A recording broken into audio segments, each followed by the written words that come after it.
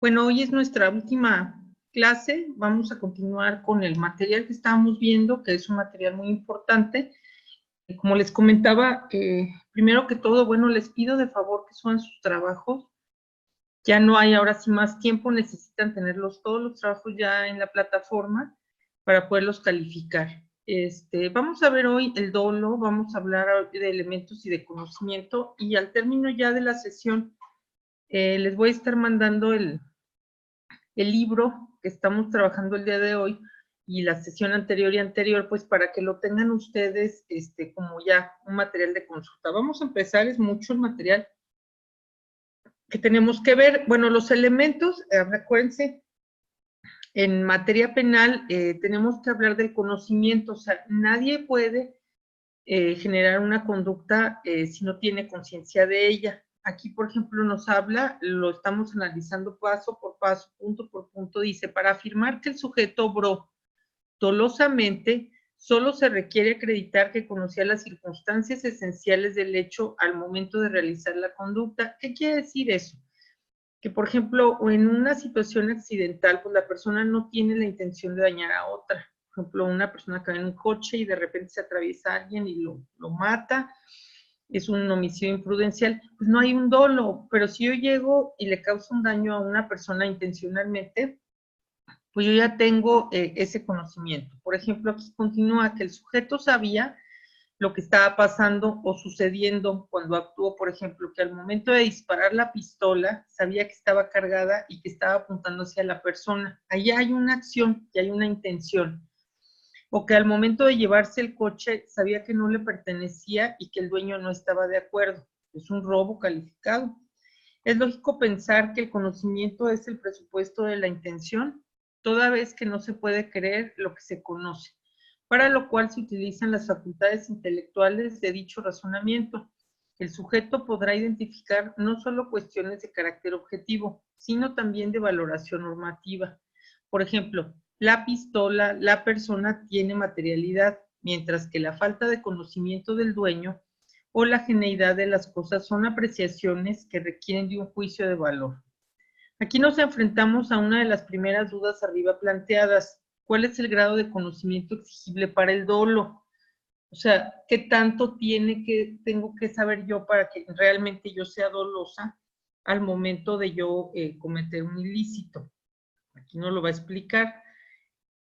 Para Mesger es necesario y suficiente la valoración paralela en la esfera del profano. ¿Qué quiere decir eso? Bueno, en ese sentido, por profano, se debe entender al hombre medio dentro del entorno social y cultural en el cual se desenvuelve el autor del hecho. ¿Qué quiere decir eso? En otras palabras, la valoración que cualquiera podría realizar. O sea, por ejemplo, volvemos al tema de la pistola. Si alguien sabe que bueno, todos sabemos que una pistola pues es un objeto material que es de alto riesgo y que no debemos de tenerlo ni siquiera en la casa. Si yo con conciencia de que está cargada me pongo a jugar con ella y le disparo a una persona, pues ya yo podría tener un conocimiento porque de antemano sé que las pistolas no son para jugar con ellas y es un conocimiento el más básico. Entonces ahí yo ya podría ser una persona dolosa, considerando que la representación que tiene en la mente del sujeto que obra dolosamente abarca tanto las circunstancias como las consecuencias de actuar. Pero esta concepción nos acarrea problemas durante el proceso penal, dado que solo el sujeto que actuó es el único que sabe con certeza lo que sabía y lo que desconocía. O sea, no podemos saber en un momento dado si alguien mata a alguien por accidente. Esa es como la duda, aquí nos lo explica, por lo cual quien analiza el caso, el juez, el fiscal, el defensor, deberá realizar una valoración ex ante que consiste en un ejercicio mental a través del cual tratará de colocarse en el momento previo, si estaba drogado, si había un ataque de celos, si había un antecedente, y la realización de la conducta del autor para tomar en cuenta su fin, el plan, el contexto circundante, los medios con los que contó para de esta manera poder emitir un pronóstico sustentado en un juicio de probabilidad general sobre el peligro que encerraba la conducta para el bien jurídico. y que le permitía medir las consecuencias de su actuar. De ahí que no baste con que el sujeto nos diga qué es lo que sabía, sino también se debe respaldar con razonamientos, argumentos y medios de prueba que confirman o desechar su dicho. O sea, el juez tiene que ver cuál era el antecedente, si habían tenido una relación, si había una deuda, si se conocían, si había una rivalidad, si había habido un problema laboral. O sea, tienen que ver el juez para poder saber el grado de dolosidad, cuál era el tema anterior al suceso. No forma parte del dolo el conocimiento de los resultados efectivamente verificados, pues ellos se obtienen después de realizada la conducta, es decir, después de consumado el hecho. Así, si recordamos el ejemplo del sujeto que da un puñetazo a su víctima, quien muere porque era hemofílico o por el traumatismo craneoencefálico sufrido al colisionar la ambulancia en que era trasladado al hospital. Si partiéramos de una valoración ex post, tendríamos que decir que hay una persona muerta, pero sería imposible que lo supiera previamente el agresor, quien lo único que podía prever eran las lesiones. Por ello, para los efectos del conocimiento requerido por el dolo, lo único importante es delimitar el pronóstico que podía emitir el autor sobre los resultados de su comportamiento, perspectiva ex ante.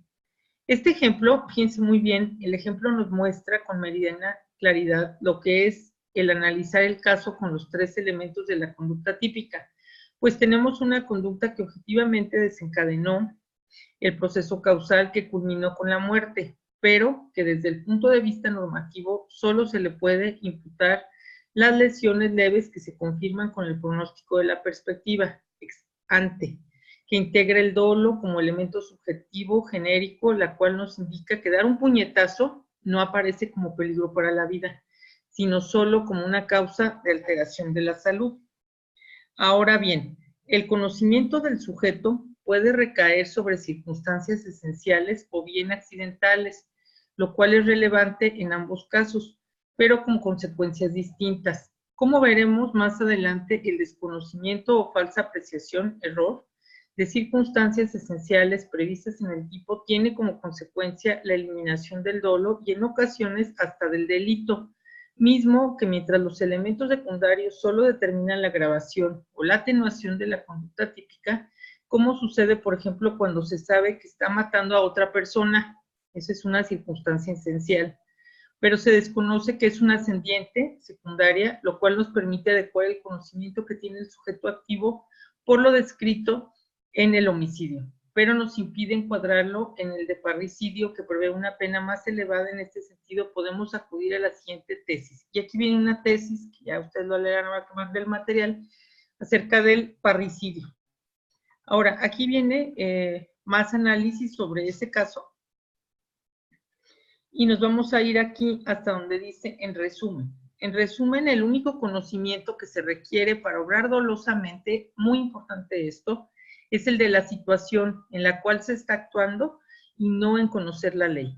Dicha sea de paso, el conocimiento o desconocimiento de la ley será materia de análisis en la culpabilidad, lo cual desarrollaremos más adelante. Ahora, vamos a hablar también el día de hoy sobre la intención. Primero hablamos ahorita, acuérdense, del conocimiento que tiene que tener una persona para poder llevar a cabo un tema penal, y ahora vamos sobre la intención. No debemos confundir la voluntad con la intención. Esta es una definición importante. Pues la primera es la capacidad de autodeterminación que tiene el sujeto sobre sus movimientos corporales, mientras que la segunda es la dirección que el autor imprime a su conducta. Por ello es que la voluntad se analizó en los elementos subjetivos de la conducta típica, mientras que la intención es materia de los elementos subjetivos. Para determinar la intención del sujeto debemos preguntarnos qué hizo, hacer y para qué lo hizo. La respuesta a dichas incógnitas nos señalarán si quiso realizar una conducta y cuál era el resultado o fin por alcanzar. Normalmente es lógico el binomio entre conducta y resultado, por lo cual se ha sostenido que las conductas del ser humano siempre están dirigidas hacia un fin. Sin embargo, la expresión porque sí denota que la intención del sujeto radicaba en la conducta porque así le dio la gana y no necesariamente en los resultados. los cuales pudo creerlos o aceptarlos. En este precisamente el trasfondo del artículo 9 del Código Penal Federal al establecer obra dolosamente, aquí muy importante, el obra dolosamente, el que conociendo los elementos del tipo penal o previendo como posible el resultado típico, quiera o acepte la realización del hecho descrito por la ley. Esto subrayen, o sea, es más dolosa la persona que tiene más conocimiento. O sea, por ejemplo, si un albañil hace mala firma en un banco, por ejemplo, o una persona que no sabe escribir y hace mal su firma en unos documentos oficiales, pues esa persona no tiene dolo, simplemente no tiene ni siquiera conocimiento de lo que es. Pero si una persona que le está prestando un dinero firma un pagaré con una firma que no es, altera un domicilio o hace una situación de este tipo, pues definitivamente lo está haciendo con un conocimiento, entonces es una persona más dolosa. Por ende, en el derecho penal mexicano, la intención del actuar doloso radica en querer la conducta y no necesariamente en el resultado. O sea, ya nada más con el mero hecho de yo querer falsificar esa firma para que no me puedan cobrar, pues yo ya ahí estoy teniendo una intención, ¿no? No necesariamente el resultado, pues el autor obrará dolosamente, no solo cuando quiso, persiguió o deseó el resultado, sino también cuando solo lo aprobó o lo aceptó, como una consecuencia necesaria o probable de su obrar. Antes de entrar al análisis de las clases de dolo, conviene recordar esto. Vamos a hacer aquí un paréntesis.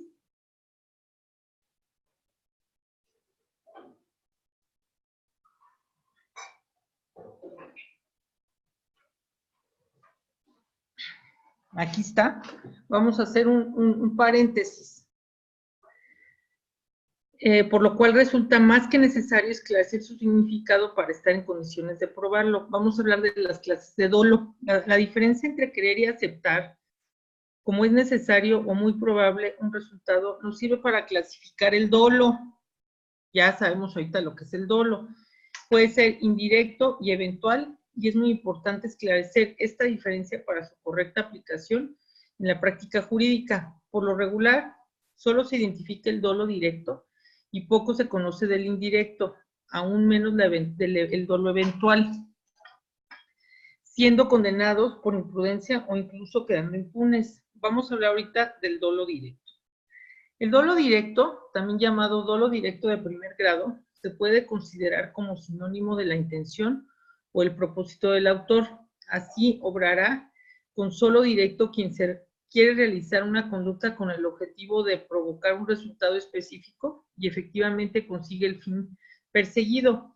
En el caso de Felipe Parra Gómez, el Ferraz representa el mejor ejemplo de obrar doloso. Vamos a ver este ejemplo. Fíjense bien. ¿Cómo se llama, señor? Es un ejemplo, Ferrá. Mi nombre es Felipe Ferrara Gómez, soy originario de Veracruz. Mira, es que a mí el vato se me fue liso con una cadena adiamantada, así como la trae el señor, 500 pesos. Y me dice, no, a mí me vale verga lo que tú hagas. Dice, para mí eres un chamaco cagón. Le digo, está bien. Le digo, pero no hay pedo aquí, hay que quede.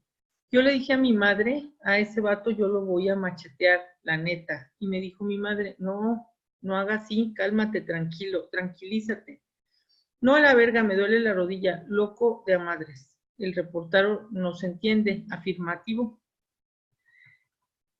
Y sigue el ejemplo, lo estamos leyendo, es interesante. Dice, ya de ahí partí, nos fuimos a la villa y en la villa ese vato me tiró de piquetes. Yo me las esquivé así. El vato se envergó y salió corriendo y ahí se lo llevó su puta madre. Le tiré bala fría, tú sabes, papi, que la bala fría, fum, fum, fum, el vato corre y me dice, Ferrara, ya estuvo. Ferrara, ya estuvo, ahora la bebes o la derramas. ¿Cómo que estuvo? Que lo conoció, a ese vato lo conocí en Pancho Viejo, Veracruz. El vato estuvo preso en San Andrés, Veracruz. Así, lo que haya pasado ya se lo llevó. ¿Usted a qué se dedica?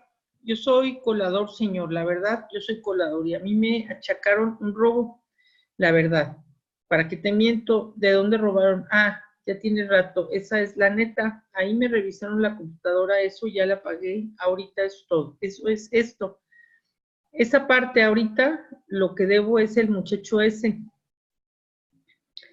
Es como si yo te dijera que me voy a hacer esto con tu madre, eso te dijo, la neta me dijo que me voy, y le digo, si te vas con mi madre y mi hermana,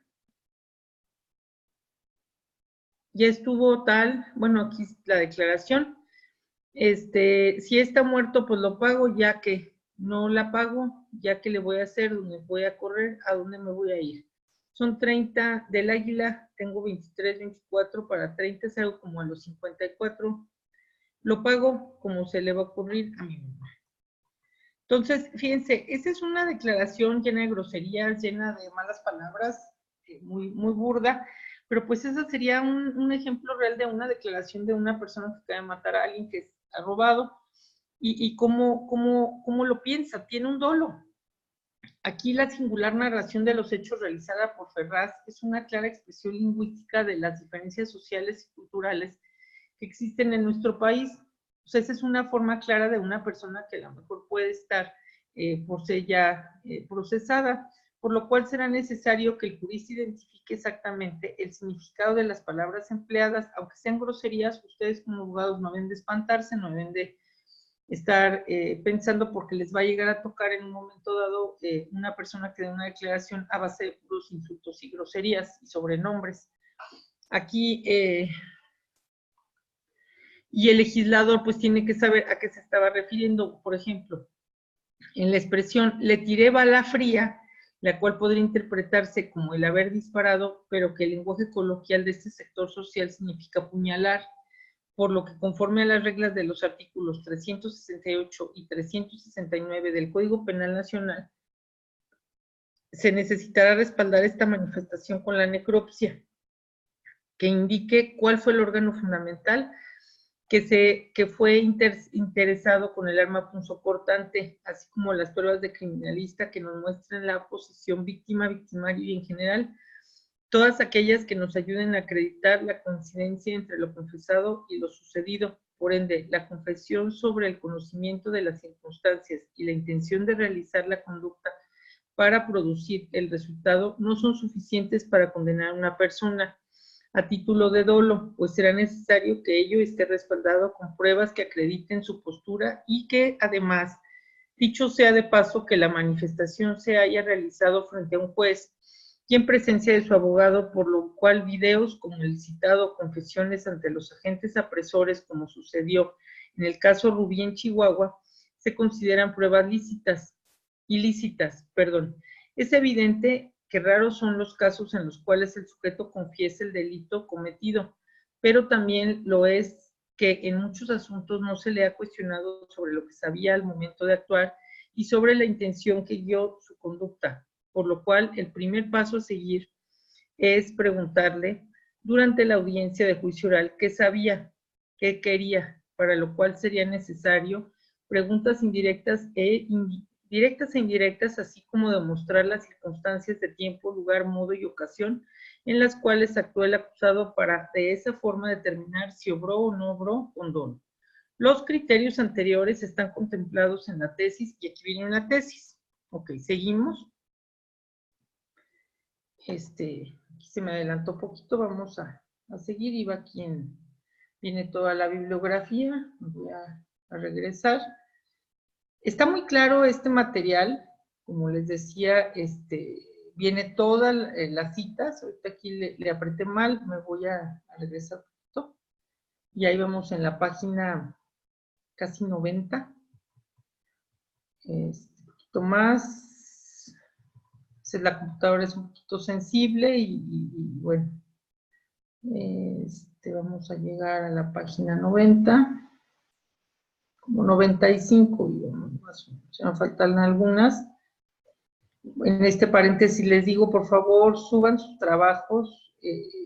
Me preocupa mucho porque ya voy a calificar y todos los trabajos que no tienen calificación, bueno, pues se van con 0. Entonces, ya en esta última sesión ya yo califico, yo creo que máximo pues yo creo el fin de semana ya, y ya mando yo las calificaciones a la dirección. Entonces pues sí se necesita que por favor ya tengan todos sus trabajos. Ya casi llegó, ¿no? También, bueno, pues desearles felices fiestas, que tengan una feliz Navidad, un excelente año 2020, que nos venga lleno de bendiciones para cada uno de ustedes, sus familias. Agradecerle nuevamente a la URN, bueno, la oportunidad que hemos tenido de este año de ser maestros. Es una excelente escuela. La realidad, yo tengo muchos años dando clases y les puedo decir que las clases en línea son lo mejor. Realmente ese es el futuro de la educación. Puede uno estar en contacto con personas que están, ya casi llegamos, que están a veces muy lejos, pero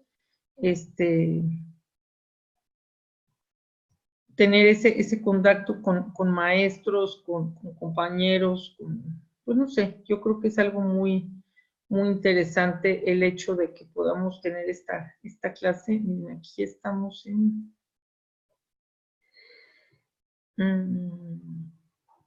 aquí está, ya casi llegamos. Estábamos viendo el dolo, una disculpa que se me movió, pero como les digo, a veces aprieta uno un volante, y aquí está, un botón y se va todo. Aquí estamos hablando del dolo, es donde nos quedamos, en el dolo. Acuérdense que el dolo es fundamental. Aquí está, miren, ya llegamos. Aquí lo tenemos, el dolo. Aquí hay otro ejemplo que ahorita lo vamos a ver. El dolo eventual. Aquí está. Ese es el segundo tipo de dolo, el dolo eventual. Lo que está sucediendo a su alrededor y quiere realizar la conducta que muy probablemente producirá un resultado, pero que no quiere, pero lo acepta. A diferencia del dolo indirecto, en el que dicho resultado era una consecuencia segura, el dolo eventual no hay tal certeza, pero es muy probable que ocurra. Para sostener el resultado fue aceptado. Por ejemplo, ¿cómo podríamos ver este dolo? Vamos a pensar un poquito. Unos jóvenes que estuvieran, por ejemplo, en un bar y le ponen una droga a una muchacha en una copa, pues a lo mejor la duermen y no saben en realidad que vaya a ser violada. Pero es muy probable que sí, si la muchacha pierde el conocimiento. Entonces ese es un dolo eventual. O sea, no ha sucedido, pero es muy probable que sí suceda. Para sostener que el resultado fue aceptado porque era muy probable con la conducta desplegada. Por ejemplo, ellos tienen la idea de que van a violar a la muchacha, pero no ha sucedido. A lo mejor algo puede hacer que esto no se lleve a cabo, llegue una amiga, una persona, las circunstancias ajenas, pero ellos estaban deseando que ocurriera o que fuera muy probable que esto ocurriera. Para sostener que el resultado fue aceptado porque era muy probable, con la conducta desplegada se produjera, no solo necesitamos saber si el sujeto activo tuvo tal representación, sino también hacer una valoración desde la perspectiva ex ante, para lo cual el jurista deberá colocarse hipotéticamente en la situación y circunstancias en las que se encontraba el sujeto antes de realizar la conducta, y conforme a un juicio de valoración de la persona común y corriente profano, determinar si el sujeto se podía pronosticar como muy probable. Habrá datos relevantes para determinar la probabilidad de producción del resultado, como son el grado de destreza del sujeto activo, la adopción de medidas para evitarlo, las condiciones de tiempo, lugar, modo y ocasión. Sí, con todo ello consideramos que era muy probable que la conducta produjera el resultado. Entonces podremos sostener que estamos ante un comportamiento doloso eventual. Debemos recordar que el dolo eventual del sujeto no quiere el resultado, por lo cual será irrelevante que el sujeto diga que tenía la esperanza de que no se produjera el resultado o que incluso lo rechazó. A continuación se van a narrar algunos hechos reales para poder apreciar la importancia de haber realizado los criterios doctrinales que nos sirvan en la práctica para ofrecer una solución acorde con el principio de justicia material. sancionando con más penalidad aquellos hechos que fueron cometidos con dolo eventual y con una pena menor a quienes realizaron una conducta culposa. Después de asistir a un evento social, una pareja tiene una discusión acalorada y ella, visiblemente embarazada, le dio una cachetada y él respondió con golpes y patadas en el vientre, provocando el parto. Dos personas se pusieron de acuerdo para golpear a un tercero y una vez que lo encontraron comenzaron a golpearlo en la cabeza con barras de madera durante 20 minutos aproximadamente, ocasionándole la muerte. Una mujer egresada de la Universidad Autónoma de Puebla decidió irse a estudiar una maestría de Estados Unidos, al sur de California. Para ello, su padre hipotecó su casa y le proporcionó el dinero para pagar sus estudios. Poco tiempo después, la hija se dio cuenta que estaba embarazada y decidió ocultárselo a sus padres, dando a luz a un niño. El día de los hechos, los padres visitaron por sorpresa a su hija, quien al oír el timbre de la puerta y al ver a través de la mirilla que eran sus padres, entró en pánico y decidió ocultar al bebé en esclusas de blancos, tapándolo con una gran cantidad de textiles de forma tal que no lo escucharan. La visita de los padres se prolongó por 10 horas, de tal forma que cuando se retiraron, ella se dirigió al closet y al darse cuenta, pues el bebé había fallecido por asfixia. A las 7:30 del día 22 de enero del 2000, la menor Alejandra salió de su domicilio ubicado en la calle Nicolás Bravo. Estos son ejemplos, puros ejemplos. Número 2 de la comunidad de San Andrés, perteneciente al municipio de Yuriria, llevando consigo una bolsa de basura, la cual la dejó en la puerta de su vecino, quien al verla abrió la puerta y la trató de increpar, ya que era muy frecuente que lo hiciera. La menor no contestó y corrió hacia su domicilio. Isidro la siguió y tocó a la puerta y le explicó a los padres de la menor, Angélica, que su hija estaba continuamente dejando bolsas de basura frente a su puerta y las cuales eran destrozadas por los perros de la zona, y quedaba esparcida la basura por todo el frente de la casa. Lejos de que los padres de Alejandra se disculparon, le contestaron: eso no es nuestro problema, dale como quiera. Y acto seguido azotaron la puerta. Dicha actitud molestó a Isidro, quien gritó a la familia para que saliera a arreglar el conflicto, pero ellos hicieron caso omiso, por lo cual Isidro sacó una pistola y disparó en 2 ocasiones con dirección a la casa con el propósito de espantarlos y por forzarlos a salir para solucionar el problema de la basura. Pero al disparar provocó la muerte del padre y la hija, que se encontraban en la sala. Durante el proceso se acreditó que Isidro B. se encontraba a 30 centímetros de distancia de la cerca de la casa de los ofendidos, la cual tenía 50 centímetros de alto, y podía ver a través de las ventanas grandes que los padres y la menor se encontraban en la sala, ya que la luz estaba encendida. En los supuestos anteriores, el sujeto activo no tiene la intención o finalidad de provocar el resultado, pues el esposo que golpea el vientre de su mujer no lo hizo con intención de matar al producto. Quienes golpearon a la víctima con barras de madera solo querían lesionarlo. La estudiante de la Universidad de California solo quería ocultar al hijo. Isidro B. quería llegar a un acuerdo con sus vecinos. Sin embargo, la conducta desplegada por cada uno de ellos entrañaba un alto peligro, aquí es el punto, para la lesión del bien jurídico tutelado, por lo cual se puede decir que aceptaron el resultado en atención a su elevada probabilidad de su producción y se les puede imputar a título de dolo eventual. Estos ejemplos son muy claros, luego los pueden volver a leer, estudienlos. ¿Cómo es el dolo eventual? Cabe advertir que esta última aseveración es más contundente entre más elementos de valoración se posean para poder formular una sólida expectativa ex ante, por lo cual será necesario allegarnos de todos los medios de prueba posibles para respaldar el juicio de alta probabilidad del resultado. El criterio anterior lo podemos ver claramente aplicado en la siguiente tesis, y aquí viene una definición y vienen más ejemplos de lo que es el dolo eventual. Y vienen las definiciones, aquí están. Vienen las tesis jurisprudenciales. Yo creo que con esos ejemplos nos queda claro cuál es el dolo eventual. Porque si yo disparo una pistola hacia una propiedad, pues ya estoy actuando en una conducta con un dolo eventual. Ahora, vamos a la culpa y la imprudencia.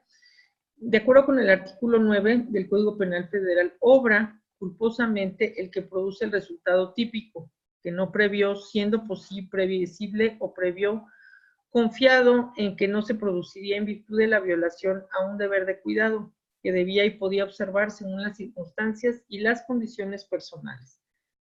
Dicha regulación se sustenta en un aspecto subjetivo de no aceptar el resultado y de otro carácter normativo fundado en la violación de un deber de cuidado. Para comprender el aspecto subjetivo de la culpa es necesario hacer un breve recorrido de la dogmática jurídico-penal. Aquí no voy a leer la historia, aquí, bueno, está la culpa o la representación, la breve historia, no tenemos tanto tiempo. Aquí viene la culpa consciente, y aquí nos vamos a la culpa sin representación. Mientras que el sistema clásico, la culpabilidad tenía un sustento puramente subjetivo, en el sistema neoclásico se combina dicho criterio con otro carácter normativo, que implica su reproche al autor por haber contravenido el derecho. Dicha concepción subjetiva valorativa permitió sustentar la culpa sin representación, en la cual el sujeto actuó sin pensar en el posible resultado, ausencia de elemento subjetivo, pero se le podía reprochar el haber contravenido la forma. Frank, 1907, lo explica así: a cada norma jurídica de la conducta externa corresponde una norma de deber conforme a la cual debe el autor orientar su conducta interna. La infracción de esta norma constituye la culpabilidad. El sujeto habrá infringido esta norma siempre que, por razones de circunstancias concurrentes, le fuera exigible la adecuación de su conducta del derecho. Así, con la nueva concepción normativo-psicológica de la culpabilidad, se podía sostener la culpabilidad en supuestos de culpa inconsciente a partir del reproche por la inobservancia de un deber de cuidado, sin importar ya la falta de nexo psicológico. Aquí está, de nexo psicológico entre el autor y el resultado, empero entre el sujeto que obró culposamente, habiéndose representado el sujeto antes de actuar, y aquel que ni siquiera se lo imaginó, a quien se le podría reprochar más. La respuesta parecería inmediata a quien ni siquiera tuvo el cuidado de medir las consecuencias de sus actos. Como reproche, el contravenir la norma ni siquiera se le lo representó, y por el contrario sería mayor al sujeto previsor y cuidadoso que se hubiera representado previamente el resultado y hubiera decidido actuar, con lo cual resultaba más grave la culpa con representación que la culpa sin representación. Aquí nos está explicando claramente cómo podemos nosotros manifestar la culpa. Los problemas se agravaron con la teoría final de la acción, cuando se consideró que todas las acciones estaban guiadas por un fin y que eso era lo realmente para el legislador cuando describía la conducta en el tipo. O sea, si yo hago todo mi actuar y llevo todo adelante para poder llevar a cabo un proceso de una acción que va a lastimar a una persona, pues ahí yo tendría culpabilidad. Sin embargo, ya hemos visto que en la culpa o imprudencia el sujeto no quiere ni acepta el resultado. Es más, puede que ni siquiera haya pensado en el cuándo actuó. Efectivamente, el que persiguió el sujeto que actuó con imprudencia es irrelevante para la tipicidad de la conducta. Por ello, es que los delitos culposos fueron el talón de Aquiles de la teoría final de la acción, la cual era perfecta para resolver problemas de delitos dolosos, pero fracasaba al analizar los delitos culposos. Este último punto es desconocido en México y por ello subsiste en los códigos penales la fórmula de la culpa con la representación y sin representación en coexistencia con la violación del deber de cuidado. Desde el punto de vista práctico, es muy raro el caso en el que el Ministerio Público haya investigado, o es más, que por lo menos le haya preguntado a un imputado de un delito imprudente si previamente se había representado o no la posibilidad de causar el resultado, por la cual la motivación de la parte que para su acusación se sustenta en conjeturas de que el sujeto pudo representarse en el resultado. Los problemas de la regulación de la culpa, así como los teórico-prácticos, nos obligan a ofrecer una nueva concepción, y vemos la concepción de la imprudencia. Si tuvimos problemas con la intención en las conductas, con dolo indirecto y eventual, con mucho mayor razón le será en las conductas culposas, en las cuales el sujeto ni quiere ni acepta previamente el resultado producido.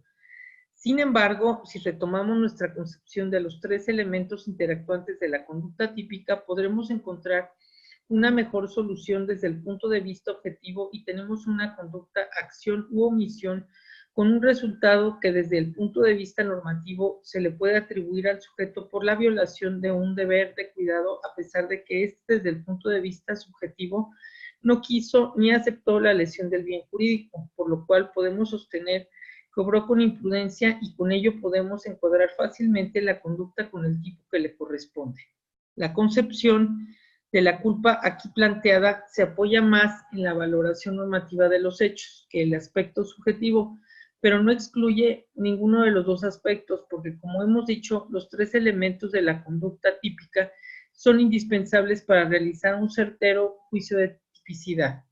Teniendo claridad sobre la concepción de la culpa, podemos pasar a su denominación contemplada en el artículo 8 del Código Penal Federal. El vocablo culpa no solo se emplea en materia penal, sino también en derecho civil, en juicios de índole moral, psicológico. Eso es muy importante, subrayenlo, sino también pues en todos los tipos de juicios, ¿no? Así, recordemos que en sus orígenes la culpa era una forma de, la culpa era una forma de culpabilidad, por ello se llega a confundir como sinónimos, no es lo mismo culpa que culpabilidad.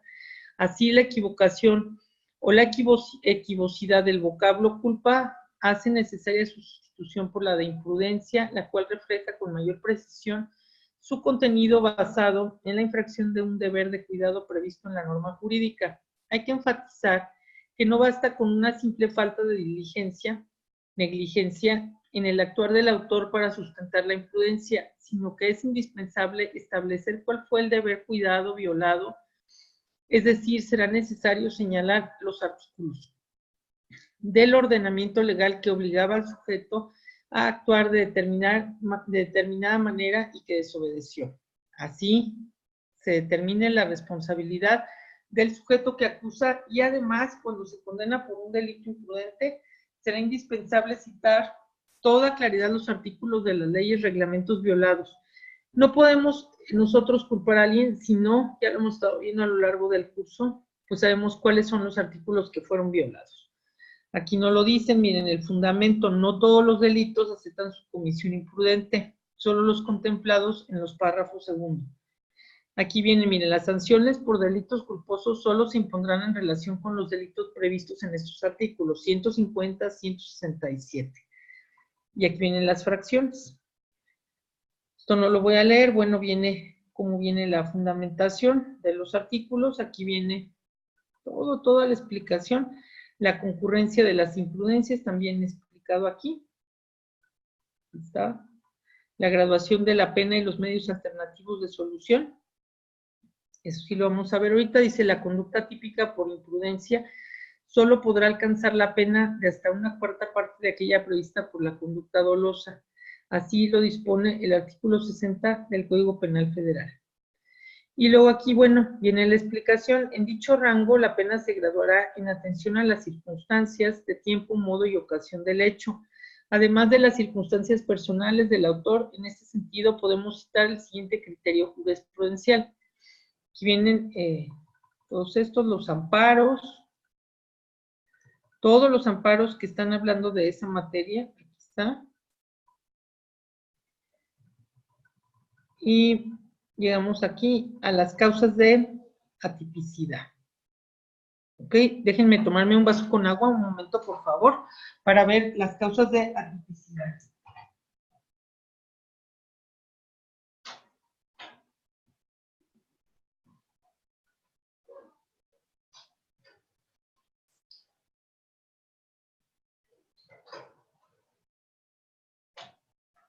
Ok, vamos a ver las causas de atipicidad.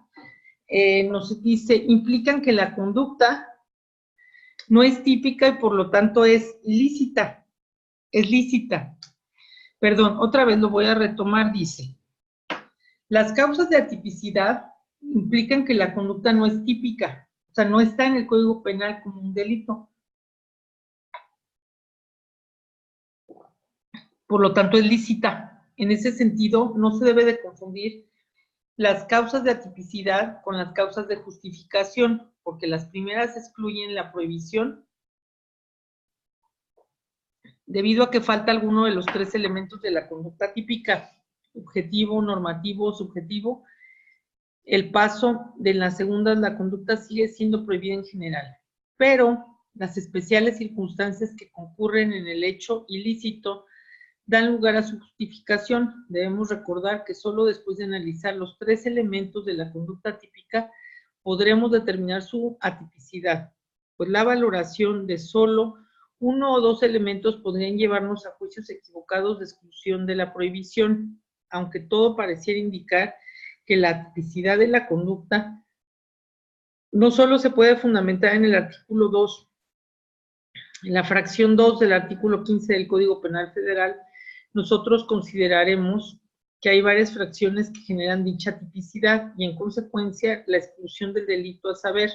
El artículo se excluye cuando el hecho se realiza sin intervención de la voluntad del agente, se demuestra la inexistencia de los elementos que integran la descripción típica del delito de que se trate y se realice la acción o la omisión bajo un error invencible sobre algunos de los elementos esenciales que integran el tipo penal o si los errores a que se refieren los incisos anteriores son vencibles, estará lo dispuesto por el artículo 66 de este código. El resultado se produce por caso fortuito. Y aquí vimos la exclusión del elemento del objetivo. Vamos a verlo también. Dice, el binomio conducta y resultado unidos por el nexo causal característico de los delitos de acción nos proporciona 2 grandes criterios para determinar la tipicidad de la conducta: la falta de acción y la falta de nexo causal o del resultado. Número 1. Por la falta de acción, la conducta puede quedar excluida porque simplemente no existió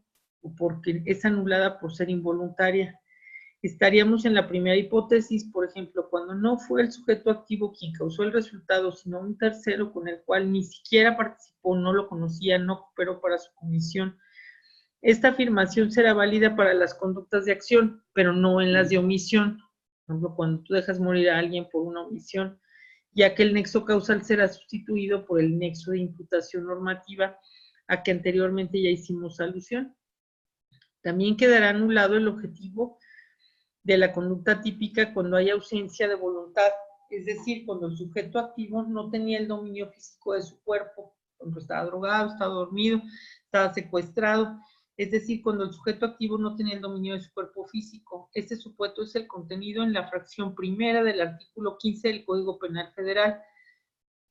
Por ejemplo, que te dicen, te levantan unos narcosicarios y te dicen, o disparas, o ahorita aquí se muere tu familia, o ahorita aquí esto, pues en ese momento no tienes un control y lo haces por defensa propia, pero eso no quiere decir que no lo hagas, pero no tendrías en ese caso un control de tu cuerpo. Por eso, este supuesto es el contenido de la fracción primera del artículo 15 del Código Penal Federal, pese a que dicho precepto no enumera cuáles son las causas por las cuales el sujeto pierde el control de su cuerpo y funciona como si fuera una masa mecánica, es una amenaza. Ahí está muy claro, o sea, que te digan, dispárale o mato a tu hijo, no sé, situaciones de riesgo en donde tienes que actuar de alguna manera en contra de tu misma voluntad. La doctrina y la jurisprudencia han identificado como causas de ausencia de voluntad la fuerza física externa, sí, las amenazas, los actos reflejos, la hipnosis, el sonambulismo y una crisis epiléptica. Ahora, la fuerza física irresistible puede tener 2 modalidades, vis absoluta y vis mayor. La vis absoluta, en los opuestos de vis absoluta, un hombre impone su fuerza física a otro y anula su posibilidad, que era lo que les decía, someter a una persona para dominar su movimiento. Por ejemplo, si Juan empuja a Domiro contra el cristal de un aparador y lo rompe, Domiro fue quien rompió el cristal al impactarlo con su cuerpo. Su conducta no se puede considerar voluntaria, pues ya que no pudo pues con el cuerpo de Juan, ya que Juan anuló su facultad para autodeterminar su movimiento corporal. De ahí que la conducta de Domiro fue involuntaria y en consecuencia no pueda considerarse como típica del delito de daños. Sin embargo, el delito sigue subsistiendo, pero el probable responsable pues era Juan, porque fue quien lo aventó. En el mismo razonamiento exponemos otro ejemplo. Una multitud espera la llegada de los vagones del metro y ante la proximidad del tren empiezan a empujarse unos a otros, por lo cual Guillermo empuja a Elena y ella a su vez a Luis, quien cae a las vías y muere al ser arrollado por el convoy. Pues Elena no quería matar a Luis, pero fue empujada por Guillermo. Y aunque Elena fue quien provocó la caída y la muerte de Luis, su conducta fue involuntaria, o sea, ella no estaba parada ahí diciendo quiero matar a alguien que no conocía, quedando excluida la conducta típica y en consecuencia el delito de homicidio y su responsabilidad penal. No obstante, las investigaciones deberán continuar para determinar si Guillermo realizó voluntariamente el movimiento de empujar, en cuyo caso se podrá confirmar los elementos subjetivos de la conducta típica de homicidio y podremos proseguir con el análisis. Recordemos que en este punto apenas habremos superado el primer elemento y falta mucho por analizar para determinar si Guillermo cometió el delito de homicidio. Un suceso más en la ciudad de León, el automovilista A detuvo su marcha al observar el alto del semáforo, ubicado en la intersección del Boulevard Adolfo López Mateos y 5 de Mayo. Colocó la palanca de velocidades en neutral sin accionar el pedal de freno porque la topografía del terreno es totalmente plana, pero un instante después fue impactado por detrás por el automóvil B, cuyo conductor se impulsó y se distrajo con su teléfono celular e ignoró la luz roja del semáforo, impulsando fuertemente al auto A contra una señora de 60 años que cruzaba en ese momento por la zona. Las lesiones producidas causaron la muerte de la mujer. En el hecho anterior queda claro que está anulada la voluntad del conductor A por una vis absoluta que proviene del conductor B. Sin embargo, en este caso el Ministerio Público solicitó injustamente la orden de aprehensión del conductor A como probable responsable del delito de homicidio. Pero él no quiso, pues él estaba ahí parado, llega el otro coche y pum, lo avienta, pues así sucede. Luego tenemos aquí la vis mayor, déjenme verla.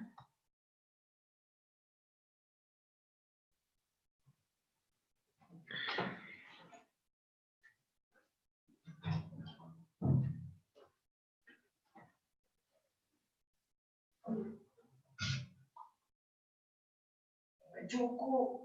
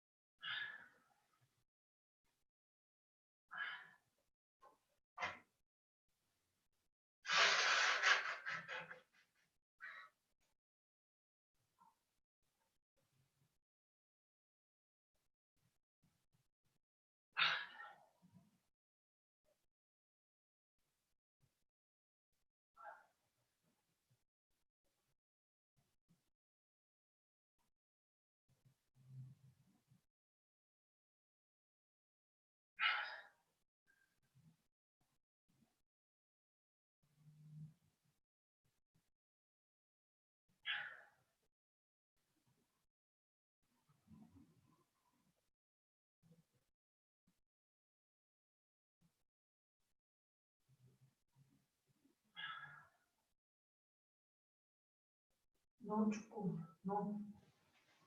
No, Choco, Choco.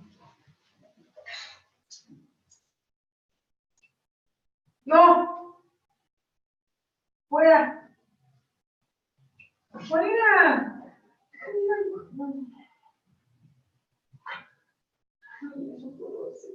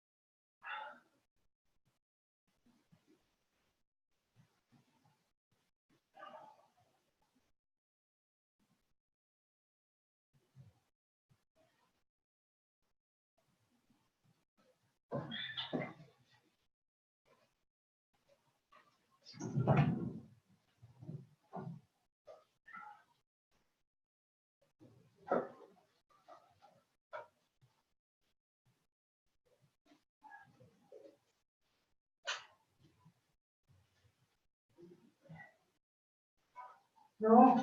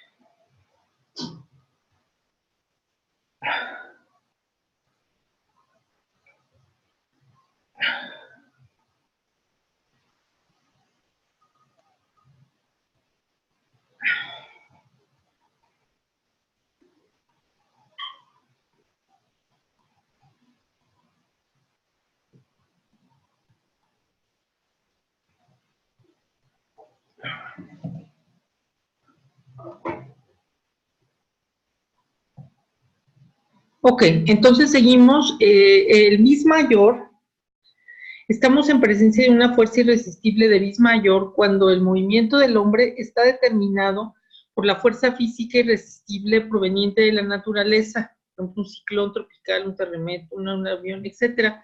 Por ejemplo, aquí este ejemplo es muy claro: si Archibaldo llega cargando un espejo muy valioso y pierde el equilibrio a causa del movimiento telúrico intenso, un temblor, y debido a ello se cae y se rompe el objeto, podemos sostener que la conducta de Archibaldo es involuntaria por una fuerza física, irresistible y proveniente de la naturaleza, quedando excluido el delito de daños y responsabilidad penal. Pues él, ¿cómo iba a saber que en ese momento iba a temblar?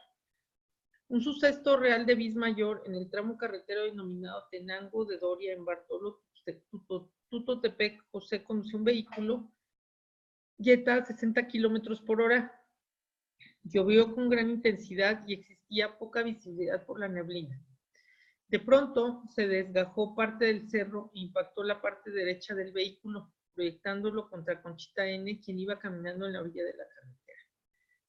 Desgraciadamente, la conducta de José J. no es voluntaria por estar anulada por una bis mayor de fuerza física irresistible proveniente de la naturaleza, por lo cual quedó excluida la conducta típica y el delito de responsabilidad penal.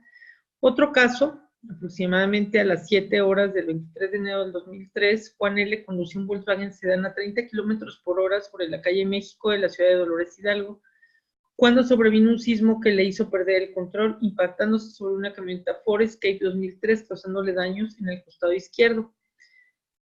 El dueño de la camioneta denunció a Juan por el delito de daño en propiedad ajena. Sin embargo, este también es un supuesto de ausencia de voluntad, pues una bis mayor que excluye la conducta del delito de daños en propiedad ajena y la responsabilidad penal, aunque subsiste la responsabilidad civil de Juan. Ahora, pero no era penal, los movimientos reflejos, ese es otro tema importante. En los supuestos movimientos reflejos, el sujeto responde ante un estímulo externo sin que puedas controlar su reacción. En otras palabras, son procesos en el que el impulso externo actúa por vía subcortical periférica, pasando directamente de un centro sensorio a un centro motor. Todo ello sin intervención primaria de la conciencia, como sucede cuando el médico golpea al paciente con un pequeño martillo en la rodilla, generando que estire la pierna, acción que se debe a la estimulación de los nervios motrices sin que el sujeto haya podido determinar el movimiento. Desde nuestro punto de vista podemos comprobar si estamos o no ante un movimiento reflejo si valoramos el hecho desde una perspectiva ex ante y ex post, a sabiendas, es decir, debemos colocarnos hipotéticamente en la situación del sujeto antes del hecho y sin variar alguna de las circunstancias fundamentales, determinar si sabiendo lo que va a suceder podríamos evitar o no la reacción posterior. Solo en el último supuesto estaríamos ante un movimiento reflejo. Conforme a lo anterior, un ejemplo: en Alemania, una mosca entró por la ventanilla del conductor en un vehículo incrustándole en un ojo. El sujeto realizó un movimiento brusco de defensa con la mano derecha, pero al mismo tiempo movió la mano izquierda y giró el volante, pasando al carril contrario donde chocó contra el otro coche que venía de frente, provocando daños y lesiones. Fíjense qué cosa. A varios autores discutieron si ese era un supuesto de movimiento reflejo, pero el tribunal alemán sostuvo que el movimiento de defensa para ahuyentar la mosca supone una reacción psicológica que guía el movimiento motriz y por lo tanto No se trata de un movimiento reflejo como lo sería, en cambio, cerrar el ojo. Así, la misma conclusión podemos llegar con el criterio que hemos propuesto, que si nos colocamos en la situación del sujeto antes del golpe, al saber que la mosca se va a impactar, podríamos evitar el movimiento e intentar pegarle con la mano, pero jamás evitaremos cerrar el ojo. Por ello, solo este último es un movimiento reflejo. Fíjense qué interesante es eso. Ahora la hipnosis, bueno, aquí viene toda la hipnosis que en un momento dado nos puede hacer que no seamos conscientes. El sonambulismo, aquí viene, la epilepsia, gente que sufre ataques que le pueden generar que pierde el control por la falta de nexo causal y resultado. Aquí sí nos vamos a detener. El conocido refrán, las apariencias engañan, nos indica que nuestros sentidos se pueden equivocar al apreciar algo y ello sucede muchas veces con los testigos de un hecho, sobre todo en delitos de alto impacto, pues resulta muy difícil encontrar la objetividad que se requiere en un proceso penal acusatorio. Por ello hemos insistido que no basta con que el testigo señale al acusado como aquel que causó el resultado, sino que es necesario respaldar su dicho con pruebas científicas o periciales. Es más, de una ocasión se ha comprobado que el acusado no fue quien disparó el arma cuya bala provocó la muerte de la víctima, sino que fue otro, o con las pruebas de ADN se demuestra que quien impuso la cópula fue una persona distinta al imputado. Por ello, la falta de nexo causal entre la acción y el resultado dará lugar a la exclusión de la conducta típica, salvo en aquellos supuestos de omisión en los que podamos imputar normativamente el resultado de la conducta del autor. También la falta de resultado excluye la conducta típica consumada. Ello queda muy claro en los casos de homicidio en los que se demuestra que el sujeto pasivo sigue vivo, lo cual, por absurdo que parezca, ha ocurrido en procesos penales en los cuales, a partir de las presunciones que condenó al acusado y después se localizó viva la presunta víctima. En el mismo sentido, no puede haber violación consumada si no hubo cópula ni lesiones realizadas sin alteración a la salud. Y aquí, bueno, viene en la fracción 2 del artículo 15 del Código Penal Federal.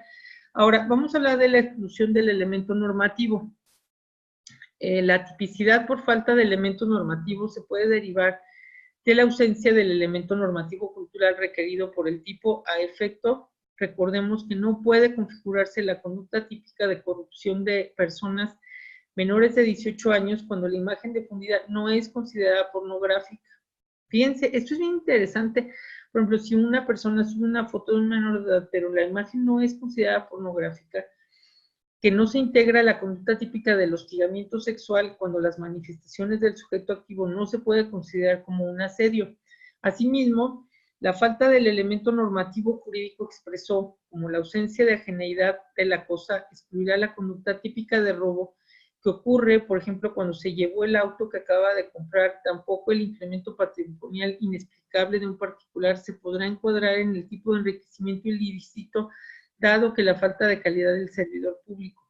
Un poco más complicado será la determinación de la exclusión de la conducta del tipo por ausencia de elementos jurídicos implícitos, en los que la conducta está fuera del sentido de provisión de la norma, como ocurrió en el caso del arquitecto. Fíjense, aquí viene otro ejemplo, que cruzó la frontera con un cheque por $40,000 sin declararlo, que fue procesado por el delito de contrabando y asimismo y asimilado, de igual forma estamos recordando los criterios para determinar si se puede o no imputar un resultado a la conducta de acción y sobre todo de omisión. En este punto, conviene repasar todo lo expuesto en este dicho apartado. Por lo tanto, será típica la conducta del particular que se enriquece sin poder acreditar la licitud del incremento patrimonial, porque el tipo requiere la calidad de servidor público para su integración. O sea, no podemos juzgar a una persona como servidor público si esta persona no trabaja en el gobierno. De ahí que falte un elemento normativo jurídico que expresó del bien inmueble. La exclusión de la conducta típica por falta de los elementos normativos hasta aquí expuestos también se encuadra en lo previsto en la fracción 2 del artículo 15 del Código Penal Federal como causa excluyente del delito. Ahora, viene esta pregunta que nos hace. ¿Es una exclusión de la imprudencia? Si concluimos que la imprudencia no se sustenta en un componente subjetivo, como la representación o la falta de previsión, sino en la violación de deber cuidado, entonces la consecuencia metodológica será considerar que el título de la comisión de la conducta imprudente se excluye por cuestiones de índole puramente normativa. La causa por la cual se excluye la conducta típica de su comisión imprudente se da cuando el comportamiento no acepta dicho título de comisión, lo cual ocurre cuando el delito no está en el listado del párrafo segundo del artículo 60 del Código Penal Federal. Aquí nos habla claramente la segunda causa de exclusión se genera cuando no podemos fundamentar legalmente el deber que violó al sujeto, el cual la queremos atribuir el resultado, sea por una acción o por una omisión. En efecto, se contraviene el mandato de legalidad cuando el deber no está previsto en la ley y se inventa uno para sustentar la responsabilidad penal por la imprudencia. Lo mismo ocurrirá cuando existe el deber, pero no ponga de manifiesto en el acto de la autoridad, sobre todo en el que emite el Ministerio Público o en la resolución del juez, ya que no es suficiente una referencia genérica de ordenamiento violado, sino la cita esa específica de los artículos que contemplan el deber que debía observar el sujeto y que fundamentan su obrar imprudente, de tal suerte que en un accidente de tránsito será insuficiente señalar que el acusado violó el reglamento de tránsito, pues será indispensable mencionar cuáles fueron los artículos que contienen los deberes contravenidos por el conductor. Y aquí ya viene, bueno, la exclusión del elemento subjetivo, la falta de elementos subjetivos específicos, la ausencia de elementos subjetivos genéricos. Todos estos los van a leer, ahora que ya les mandé el material, las clases invencible y vencible, y vienen otras clasificaciones. Este material no es para verlo tan rápido, es un material muy completo, muy bien estructurado, todo está fundamentado. Aquí lo tenemos, el caso fortuito. Fíjense, vamos a leer este del caso fortuito. Dice, la ausencia de dolo y de imprudencia da lugar al caso fortuito como excluyente del delito previsto en la fracción 10ª del artículo 15 del Código Penal Federal.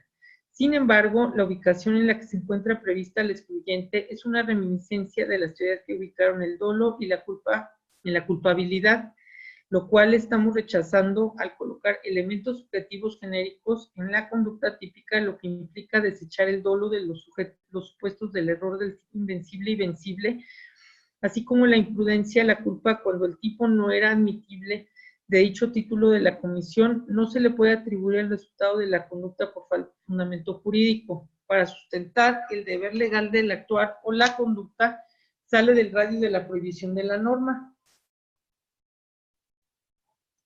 Todo lo cual se determina al analizar coordinadamente los tres elementos de la conducta típica, que son, aquí están, objetivos, normativos y subjetivos. Aquí está.